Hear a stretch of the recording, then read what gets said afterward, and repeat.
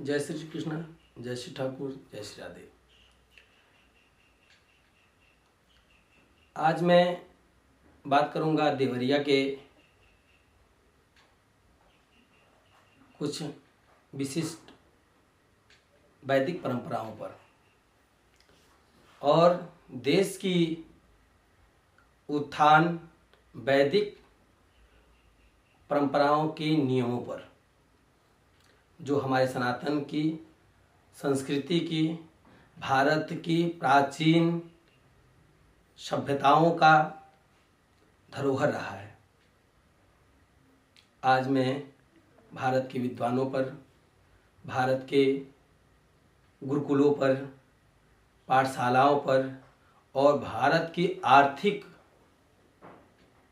व सांसारिक जीवन को उपयोगिताओं में ले आने का प्रमाण पर आज हम बात करेंगे।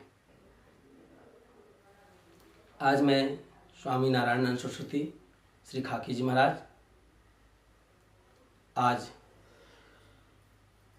दिन गुरुवार, एकादशी व्रत, और आज एकादशी का महत्व मैंने बताया था आप लोगों को। इसके पूर्व में जो मुझको ज्ञान रहा, जो भक्ति का ज्ञान रहा, जो वैदिक परंपराओं का ज्ञान रहा, जो कर्म कांडों से, भारत की संस्कृति से, जो हमारे पूर्वजों के धरोहर धारण की हुई संस्कृति से जो ज्ञान मुझको प्राप्त हुआ था, उससे मैं आप लोगों को एकादशी के बारे में बताया।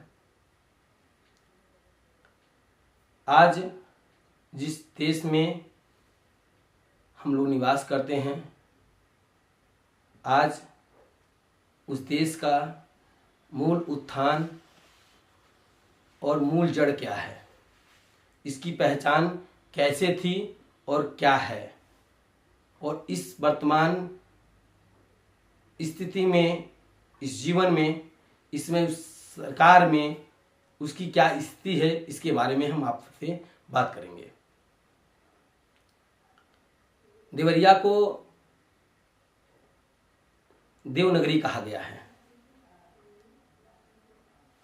और दूसरा काशी कहा गया है। देवरिया में कभी यह समय था कि काशी के बाद देवरिया में जितने संस्कृत गुरुकुल रहे, संस्कृत पाठशालाएं रहे, विद्वान रहे, पूरे प्रदेश, संपूर्ण भारत में उतने ब्राह्मण, उतने वैदिक कर्मकांडों का निर्वहन करने वाले, उतनी संस्कृत पाठशालाएं पूरे भारत में नहीं रहा, जो कि काशी के बाद देवरिया का नाम आता है। देवरिया देवों की नगरी थी। यहाँ देवता रमण करते थे। यहाँ एक से एक विद्वान, एक से एक संघर्षी, एक से एक महाकवि और एक से एक तीर्थ भी यहाँ निवास करने के लिए सोचते हैं। आज महान विद्वानों, विश्व के महान विद्वानों का गिनती कराता हूँ, जो इस धरा पर, देवरिया के धरा पर निवास किए। हमारे श्री परम पूज्य योग गिरिराज देवराहा बाबा इस देवरिया के कर्म क्षेत्र रहा उनका। राजाधिराज महाराज चक्रवर्ती राज श्री पौहारी जी महाराज इस धरा पर अपनी कर्म क्षेत्र बनाए।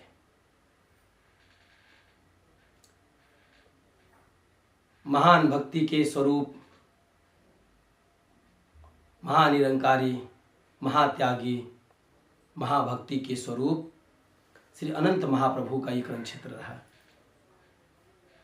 शिक्षा के आधार पर, शिक्षा के विचार पर और शिक्षा के लिए अपने जीवन की आहुति देने वाले महापुरुष श्री बाबा जय राघव जी महाराज का कर्म क्षेत्र रहा ये। कभी ऐसा समय रहा कि पूरे जीवन में 3 ब्राह्मणों ने भारत की विद्या के लिए अपने जीवन की आहुति दिया। तो उन 3 ब्राह्मणों में महामना मदन मोहन मालवीय जी, श्री दीनदयाल उपाध्याय जी और बाबा राघव दास, ये 3 लोग अपने जीवन की आहुति भारत की एक एक बच्चों के लिए जाति, वर्ण, रूप, रंग, लिंग आदि भेद से परे होकर भारत की शिक्षाओं पर उन्होंने मूल दृष्टि दिया और इसकी बढ़ोतरी किया। मूल विषय था हमारा कि वैदिक परंपराओं का और वैदिक गुरुकुलों का आज क्या स्थिति है। बात मेरी भटकती जा रही है, मैं दूसरे संवादों में प्रवेश कर गया, इसके लिए मैं क्षमा प्रार्थी हूँ आप सभी से। आज मेरे देवरिया जिला के मूल हृदय में संजीवनी पाठशाला है। मैं थोड़ा सा उसके विशेष नामों का प्रवेशन नहीं कर पाऊंगा, जो संजीवनी के नाम से जाना जाता है। और परम पूज्य श्री बाबा जय राघव जी महाराज की संस्कृत पाठशाला है। देवरिया में लगभग उस समय 42 से संस्कृत पाठशाला था उस समय, और आज के समय में लगभग 150 से ऊपर संस्कृत पाठशालाएं हैं, गुरुकुलों के नाम से अंकित हैं।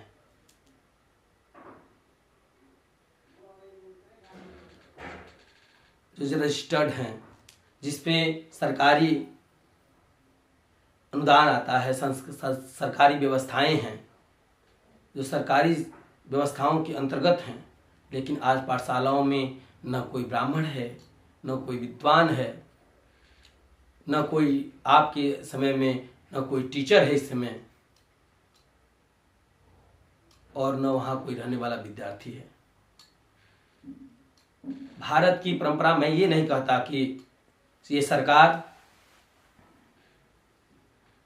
ये लोग इस सारे क्षेत्रों को छोड़ के वैदिक परंपराओं पर ही, गुरुकुलों पर ही विशेष ध्यान दें, लेकिन भारत की पहचान भारत की गुरुकुल से है। उस जमाने में कभी यह भी रहा है, भारत की गुरुकुलों का, विद्वानों का और विद्यार्थियों का तेज रहा है, जिससे शासन और सत्ता भी झुक गई है।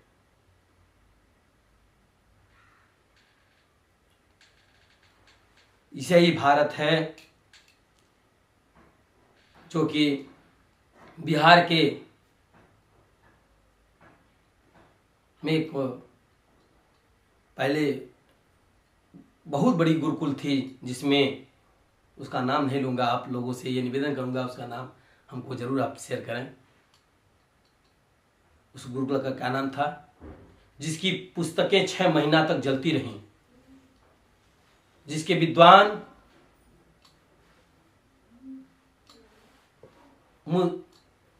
आक्रांताओं को, मुसलमान वर्गीय लोगों को, शासकों को अपनी विद्या द्वारा उनको बचाया, और उन्हीं के द्वारा, अंकंताओं के द्वारा, उस शासकों के द्वारा, उस दुराचारियों के द्वारा उस गुरुकुल का नाश तो नाबूद कर दिया गया।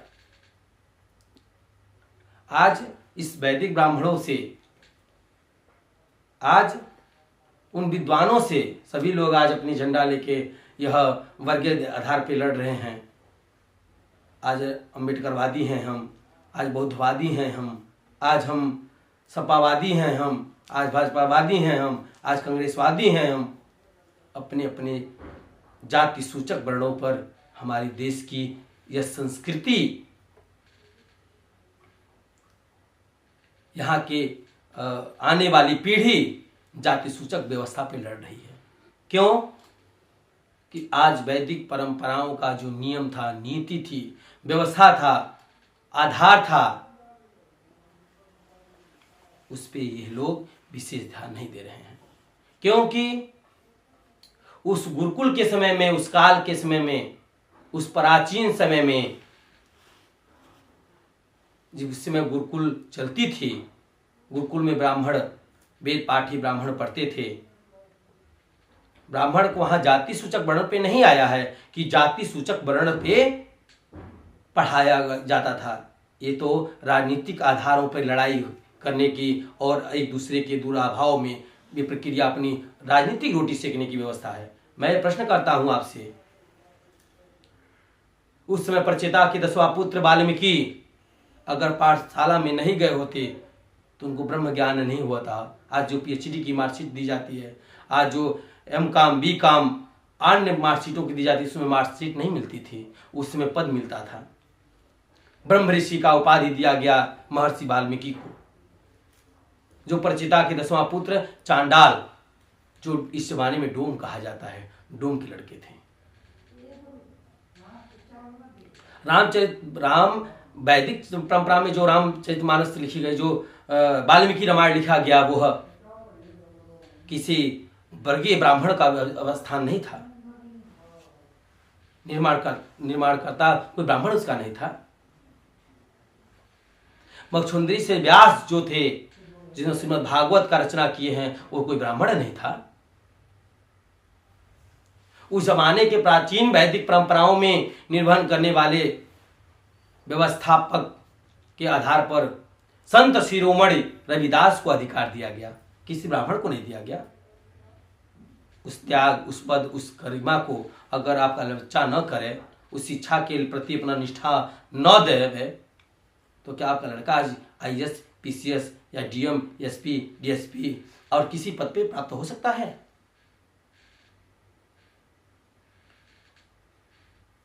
किसी व्यक्ति के आधार पर, किसी जाति के आधार पर, किसी वर्ण के आधार पर, किसी लिंग के आधार पर परंपराओं को, संस्कृति की, संस्कार का अपमान न व्यवस्था कराया जाए। और आज जो कर्मकांडी ब्राह्मण हैं देवरिया जिला में, आज जो देश के लोग वैदिक संस्कृति के लिए, वेद के लिए, गौ के लिए, गंगा के लिए, सनातन के लिए, हिंदू के लिए लड़ रहे हैं, उन सभी से मेरा निवेदन है कि आप लोग पहले जो प्राचीन गुरुकुल रही है उनको पुनः पुनरावृत्ति करने का, पुनः उसका नव निर्माण करने का विशेष ध्यान दें और जो विद्वान हैं उनकी नियुक्ति करके और पुनः वैदिक संस्कृति संस्कार का पुनः उत्थान होए। इसलिए मैं आप सभी से यह निवेदन चाहूँगा। और आज जो कर्मकांडी ब्राह्मण देवरिया जिला में हैं, मैं सभी से चाहूँगा कि आप लोग अपने कर्मकांड के साथ साथ कम से कम 5 दिन ही एक मीटिंग बना के अपने पाठशालाओं में समय दें कि आने वाली पीढ़ी उसमें कम न होवे। आप अपने लिए, अपनी संस्कृति के लिए धरना प्रदर्शन, अपनी पुनः पुण्यावाचन के लिए, पुनः हमारे पाठशालाओं के लिए, गुरुकुलों के लिए और संस्कृति, भारत की संस्कृति और सनातन बचा रहे, इसके उत्थान के लिए आप लोग भारत के सम्राट वर्तमान में जो भी हो, मैं किसी व्यक्ति, किसी राजनीतिक व्यक्ति का नाम नहीं रखना चाहता, उससे आप लोग आंदोलन करें कि मेरी संस्कृति कैसे बचेगी, मैं कैसे बचूंगा, मेरा मूलाधार कैसे बचेगी, भारत की मूल स्तंभ नींव कैसे बचेगा। इसके लिए आप सभी से निवेदन है, मैं वैदिक ब्राह्मणों से और भारत की मूल विद्वानों से यह निवेदन करूंगा। मैं उन सभी माताओं, पिताओं, भाई बंधुओं, उस कुलों का सादर नमन करता हूं, सादर प्रणाम करता हूं कि जो इनके घर में एक वैदिक ब्राह्मण, एक कर्मकांडी ब्राह्मण, एक भारत की प्राचीन लिपि को धारण करने वाला एक व्यक्ति स्तंभित रहा। प्रदर्शिता करने का प्रभाव, कुछ भी जानता हो, कुछ भी करता हो, कम से कम उस संस्कृति के एक मूल आधार को लेके जीवित तो है। इसलिए उस परिवार को उन जनों को, उन कुल गोत्र को, उन शाखाओं को मैं सादर नमन करता हूँ, कोटि कोटि नमन करता हूँ कि अपने बच्चे को उन्होंने संस्कृत पर धारण करने का अधिकार समय दिया और इस संस्कृति की पुनः निर्माण होवे। इसलिए आप सभी से निवेदन है कि आप लोग इसको पुनः नियुक्ति के लिए, पुनः इसका प्रभाव बढ़ने के लिए, आज जैसे कि बरहज में श्री जय राघव जी महाराज का पाठशाला है, देवरिया में संजीवनी पाठशाला है, राधे कृष्ण पाठशाला है, बहुत सी ऐसी संस्कृत पाठशालाएं हैं जो दबी हुई हैं, पड़ी हुई हैं, वैसे छंद विछंद हो गई हैं, उसकी भवनें गिर गई हैं, उसके भंडार रूम गिर गए हैं, उसके पाठशालाएं गिर गई हैं, उसमें पेड़ पौधा जम गया है। सरकार का इस पर विचार नहीं है। सिर्फ गौ रक्षा, सनातन की रक्षा, सनातन का रक्षा कैसे होगा, सनातन का मूल रक्षा कैसे होगा, इस पर किसी का विचार नहीं है। और मैं सभी वैदिक ब्राह्मणों से पुनः भारत की हर जन से, हर सनातन व्यक्तियों से, हर राजनीतिक मूलाधार व्यक्तियों से निवेदन करूंगा कि आप लोग भारत की संस्कृति बचाना है तो भारत के गुरुकुलों का पुनः निर्माण किया जाए और पुनः संस्कृति के लिए संस्कार और संस्कृत को धारण करने वाले विद्यार्थियों का पुनः निर्माण किया जाए और कुछ पे विशेष सोचा जाए कि उस पर लोग अग्रसर हो। आज दो चीज ऐसी है भारत में जो पुरानी स्तंभ रही है और उसका कोई व्यवस्था नहीं है। एक पोस्ट ऑफिस और दूसरी हमारी गुरुकुल। इन दोनों को यह सरकार, जो आज के पूर्व में भी सरकार रही 70 साल और आज की भी वर्तमान सरकार भी इसको बस सुन रहा है। इस पे बस राजनीतिक पल्ला सेक रहे हैं लोग। कोई भी राजनीतिक मुद्दा वाले वो इस पे पुनः विशेष ध्यान नहीं दे रहे हैं। मैं सभी से निवेदन करूंगा, आप जागृत होइए, आप मांग करिए, जिसकी जहां सोर्स हो 1 मिनट के लिए खड़ा होके उस पाठशाला पर, उस गुरुकुलों पर विशेष ध्यान दें और अपने बच्चों को इस पर अग्रसर करें कि अपनी संस्कृति और संस्कार दोनों को धारण किया जाए। जय श्री कृष्णा, जय श्री ठाकुर, जय श्री राधे।